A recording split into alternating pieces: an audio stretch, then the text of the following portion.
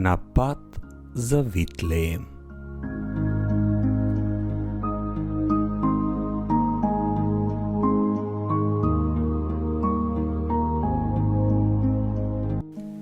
Нима да недостасува кнесот Јуда и водач од бедрата негови, се дури не дојде оној, кому му припаѓа власта и он е надеж на народите.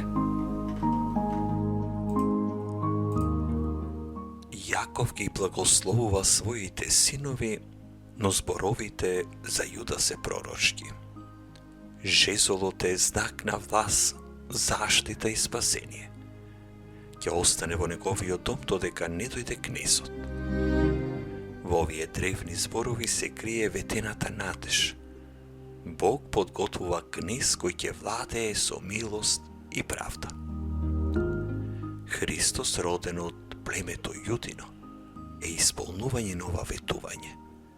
Со неговото царство владе од јаслите, понизно и кротко.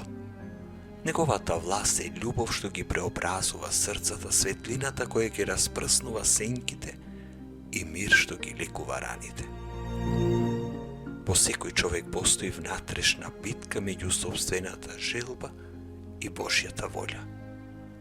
Ова е погодно време да се запрашаме кој владее со моето срце.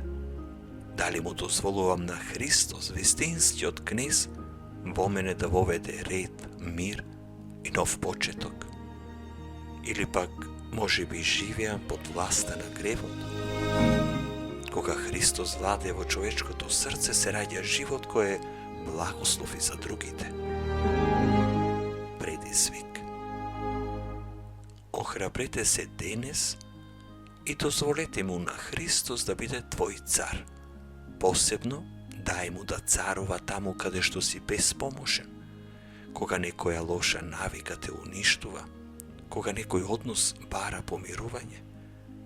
Направи конкретен чекор што покажува дека нему му се подчинувате, дека не ја бараш твојата волја, туку неговата.